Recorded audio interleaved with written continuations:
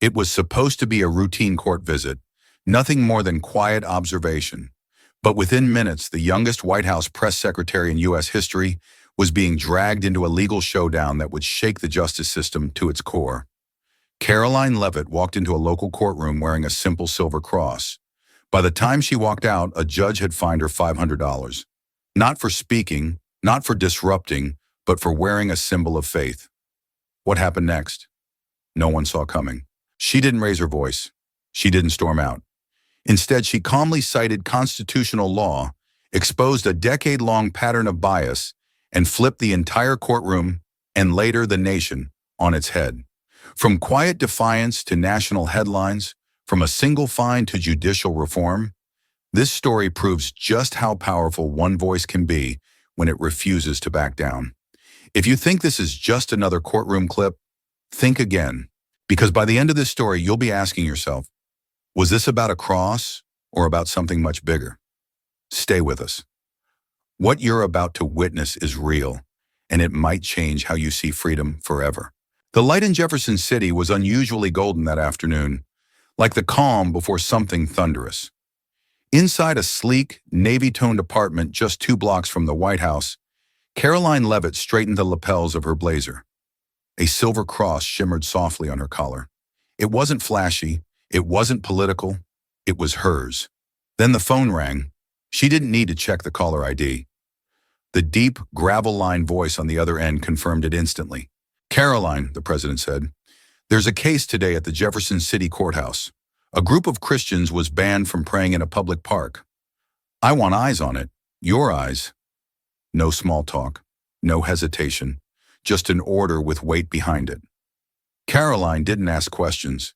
She slipped on her black coat, grabbed her document bag, and headed for the black SUV waiting downstairs. As she rode through the Capitol's veins, NPR played in the background. Another scandal, another protest. She shut it off. She needed focus, not noise. She wasn't going to the courthouse as a celebrity figurehead. She was going as a witness to something bigger than law. By 2:53 p.m., Karoline pushed open the courthouse's heavy glass doors. The Jefferson City Courthouse was no stranger to controversy, but today it felt off. The air was thick, the murmurs louder than usual, like a storm pressing against the windows. She scanned the courtroom. It was a strange blend of informality and tension. A man in a t-shirt reading "I am the law" sat slouched in the second row. A woman in a sequin-heavy necklace leaned over to whisper to her lawyer. The room buzzed with chatter, half courtroom, half circus. Karoline sat quietly, center row. She pulled out her phone to take notes. That silver cross, half hidden in the folds of her collar, caught a beam of the harsh fluorescent light. She didn't notice, but others did. Then the heavy wooden door behind the bench creaked open. Judge Alan Whitmore entered. 60-something, ironed robe, salt and pepper hair combed like he was still in the military. His eyes scanned the room like lasers, searching for disruptions, or prey. "All rise," the bailiff, Marcus Reed, tall, solid, all presence, called out. Karoline stood with the rest, still, alert. Her gaze locked on the man whose gavel controlled the space. "This is a court of law, not a theater," Judge Whitmore said. His voice was deep but cold, mechanical. "If you came here for a show, you can leave now." Case after case was called. A parking ticket, a tenant dispute, a petty argument between neighbors. Whitmore sliced through each like a surgeon, quick, impersonal, merciless. Then halfway through the docket, something shifted. His hand paused on a page. His eyes narrowed behind wire-rimmed glasses. "Miss Leavitt?" he said suddenly, cold and clipped. Karoline looked up, calm, controlled. The murmurs started immediately. A few heads turned. Someone near the back whispered, "Isn't that the White House girl?" Whitmore squinted, lips tightening as if he'd tasted something sour. "That cross on your collar," he said, pointing directly at her. "It doesn't belong in this room." Karoline blinked once. "Sir, I'm here on official White House duty, observing a case of national interest. This cross is a personal item, protected under the First Amendment." Whitmore banged the gavel, sharp and sudden. "This is my courtroom," he said, "and in my courtroom, we do not display symbols that may incite. I'm warning you now." Karoline looked around. No signs forbade religious symbols. The woman with the chandelier necklace? Still there. The man in the loud t-shirt? Untouched. But her cross? Suddenly a threat. With respect, she said evenly, others in this room are wearing expressive items. Why is mine being singled out? Whitmore's jaw clenched. Step up to the bench, he ordered. The room fell to a hush. Even the buzzing keyboards of Janine Keller, the court clerk, went silent. Karoline stood. Her heels clicked across the old wooden floor like gunshots. She didn't flinch. She didn't falter. When she reached the defendant's stand, Whitmore leaned forward. You're trying to provoke something, he hissed. You think being from the White House puts you above the law? Karoline kept her voice steady. No, sir, I'm simply observing a case. My attire doesn't violate any posted rules, and I've said nothing disruptive. Whitmore leaned back, then banged the gavel again, harder this time. You're in contempt, he barked. $500, payable before you leave. Gasps filled the courtroom. Janine froze at her keyboard. Marcus Reed's eyebrows lifted just slightly, but he said nothing. Karoline stood taller. May I ask why others in this room aren't being fined for their expressive wear?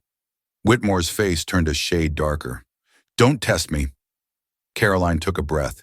Inside her coat pocket, she quietly activated her phone's recording app. I accept the fine, she said, but I will be documenting it for legal and constitutional review. Whitmore sneered. You think recording this will intimidate me? Karoline stared back, voice now carrying more steel. No, I think it will expose the truth. Shun it away. There it was. The courtroom, once chaotic, had stalled into a tightrope of silence. She stepped back from the bench but didn't return to her seat. Instead, she reached into her document bag and pulled out a gold-edged card. She held it up. My name is Karoline Leavitt. I serve as press secretary to the President of the United States, and I happen to have a degree in constitutional law. What just occurred will not go unnoticed. Judge Whitmore's lips parted, but no sound came. Karoline nodded, eyes still locked on him. This isn't about me. It's about whether your courtroom enforces the law or your bias. For once, Whitmore said nothing. The murmurs were louder now. The man in the t-shirt looked like he might applaud. Janine sat still, her fingers hovering above the keys, heart visibly pounding in her chest. Karoline turned away, but not before saying, I'll pay the fine, but I'm also filing a report with the White House legal team. Consider yourself formally reviewed. She returned to her seat without waiting for his response. Inside her pocket, the recording was still rolling. Outside the courthouse, the sun was beginning to set, but the day was far from over. Something had just cracked inside that courtroom, and the sound of it would echo far beyond those four walls. Now it was personal. Now it was public. Now it was bigger than one woman and one silver cross, and it was just getting started. What would you have done if you were in Karoline's place? Do you believe a judge has the right to restrict religious symbols in court? Should someone be fined simply for a personal expression of faith? And most importantly, if you were sitting in that courtroom, would you have stayed silent? Let us know in the comments. Type 3 if you feel moved or inspired by this story. Type 2 if it was okay, and 1 if it didn't hit the mark for you. Tell us where you're watching from, city and country. And if this story made you think, share the video. Someone else might need to hear it. The doors of the courtroom hadn't even closed before Karoline Leavitt had already pressed send. Her phone screen showed the message went straight to the White House legal team. Attached was a clean audio file titled Incident Jefferson Courtroom.mp3. She tucked her phone away, face expressionless. But inside, her mind was electric. Judge Alan Whitmore had just crossed a constitutional line in front of an entire room of witnesses, and she had every second of it documented. Back in her seat, she could feel the stares. Some curious, some impressed, a few afraid. The man in the I am the law shirt leaned forward, whispering to the person next to him. She's not just a spokesperson. Did you hear that? Constitutional law. At the bench, Whitmore fumbled with his paperwork, his earlier arrogance cracked by Karoline's quiet precision. His face was pale now, not with fear, but with realization. He didn't just provoke a woman in a courtroom.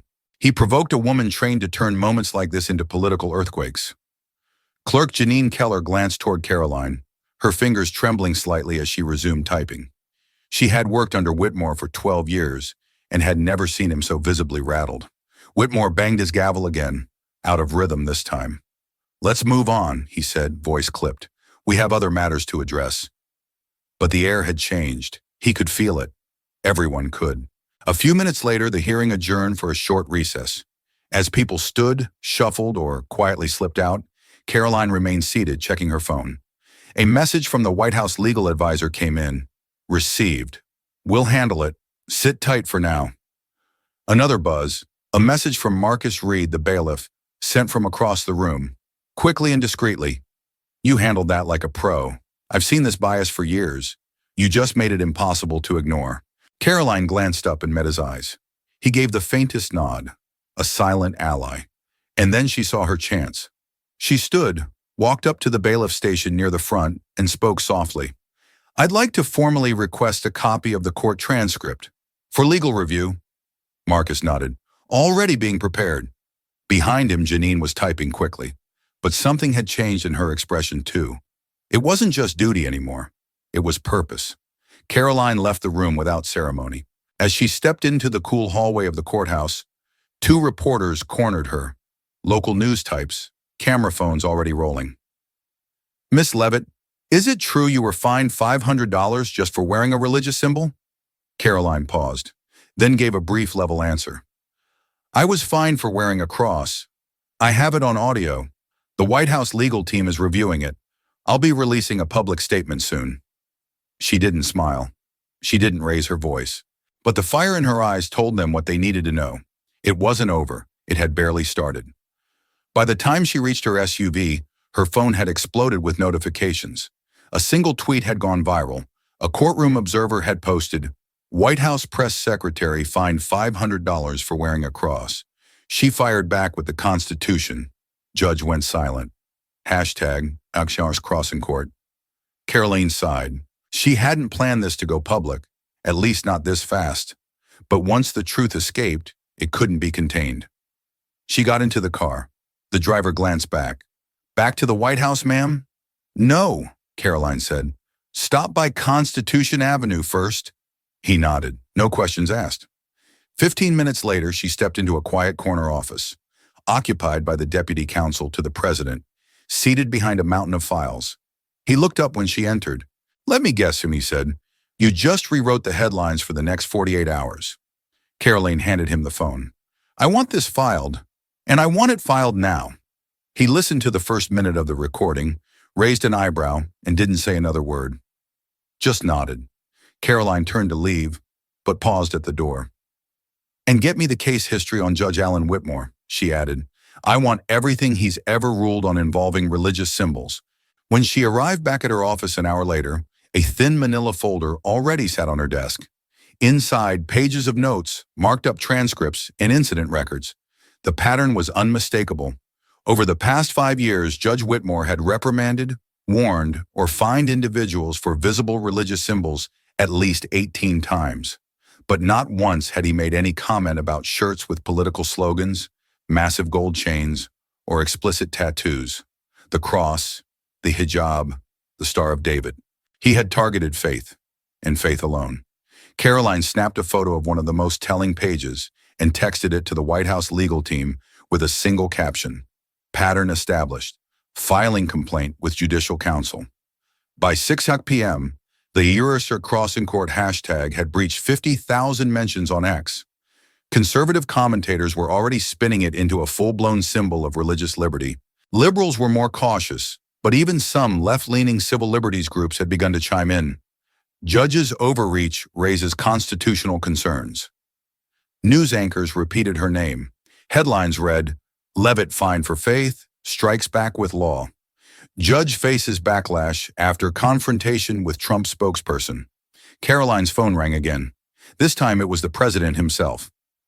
"You just made national news," he said. "You know what to do." "I'm ready," Karoline replied. She wasn't just going to defend herself. She was going to dismantle the system that allowed this to happen. That evening, she drafted her official statement, calm, clear, but unflinching. "Today, I was fined $500 for wearing a cross in a public courtroom.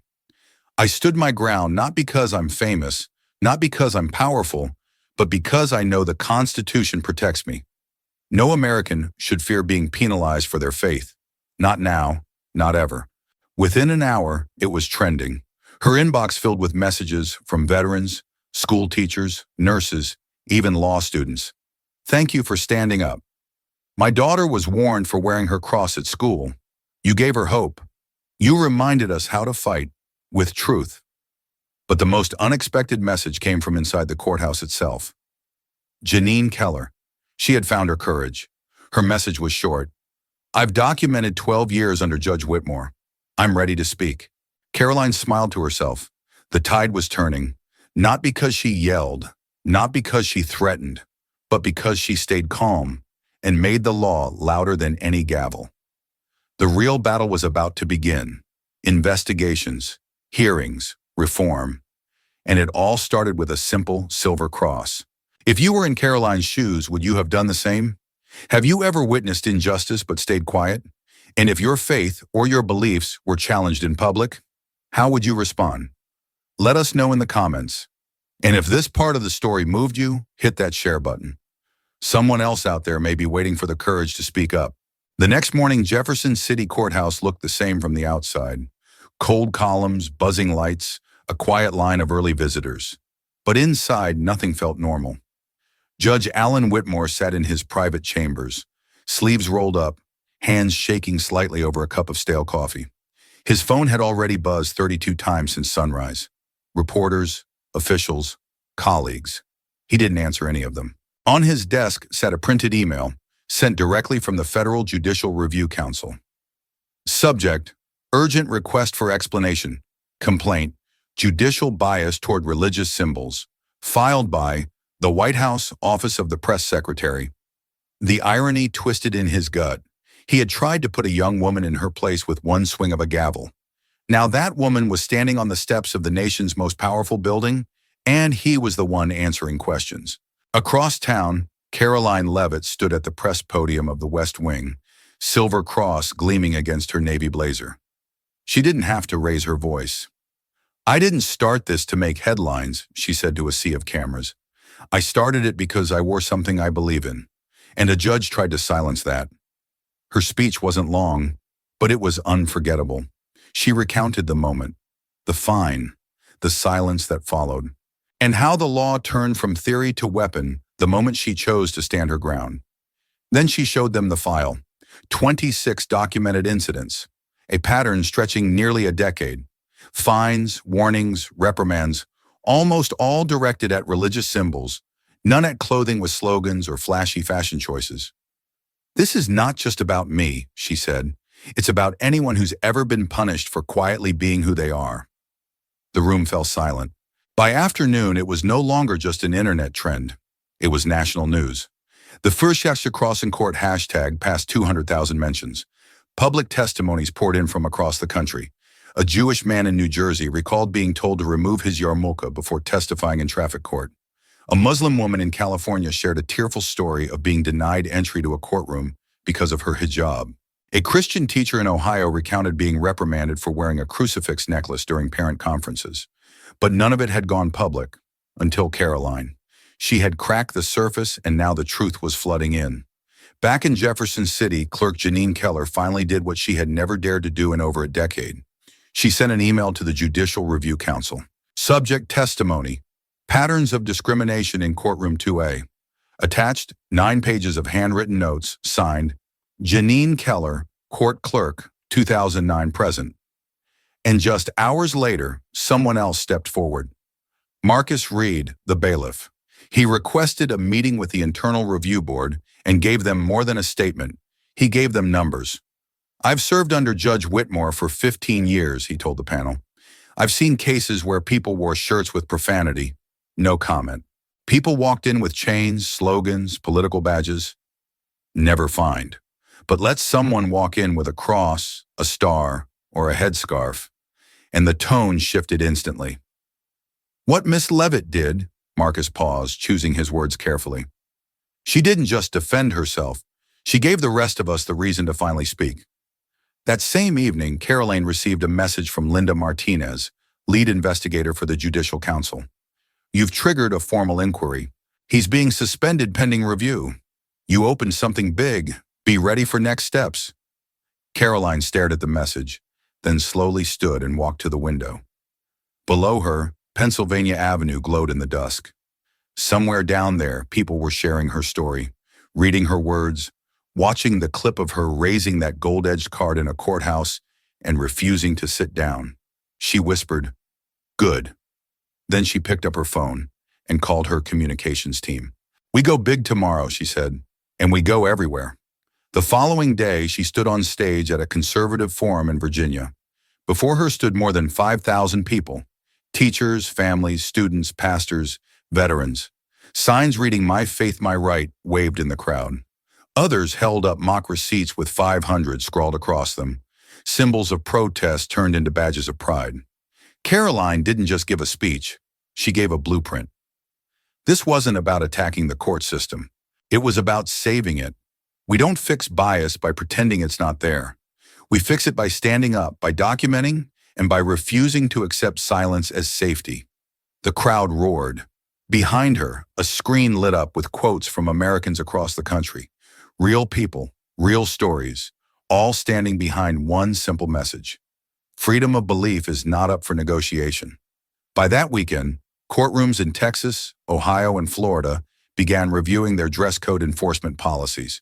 Legal organizations called for national reform. Faith leaders praised the movement not for being religious, but for being principled.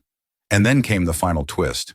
Judge Alan Whitmore, suspended, disgraced, and now publicly scrutinized, requested to meet with the review panel privately.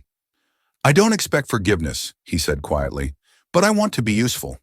He submitted his resignation and offered to join the very training program he had once dismissed as unnecessary. When asked why, he gave a single sentence. "Karoline Leavitt made me see what I'd stopped seeing." 3 weeks later, at the first ever judicial equality training seminar, Judge Whitmore stood, not behind a bench but behind a table. He looked different, thinner, quieter, but honest. "I used to think I was fair," he told the room. "Turns out I was just consistent in the wrong direction." And sitting quietly in the back of that room was Karoline, not smiling, just watching. Because she hadn't come to gloat, she came to make sure this change lasted. Back in Washington, the White House received an official letter from the Judicial Council. New federal guidelines proposed: no penalties for religious symbols unless they disrupt proceedings. Mandatory anti-bias training for all judges, clerks, and court staff. Standardized dress code enforcement to eliminate personal discretion. Attached was a formal thank you addressed to Karoline. "Your courage sparked this. On behalf of every citizen this protects. Thank you." Karoline framed the original $500 fine receipt and placed it on the wall of her office.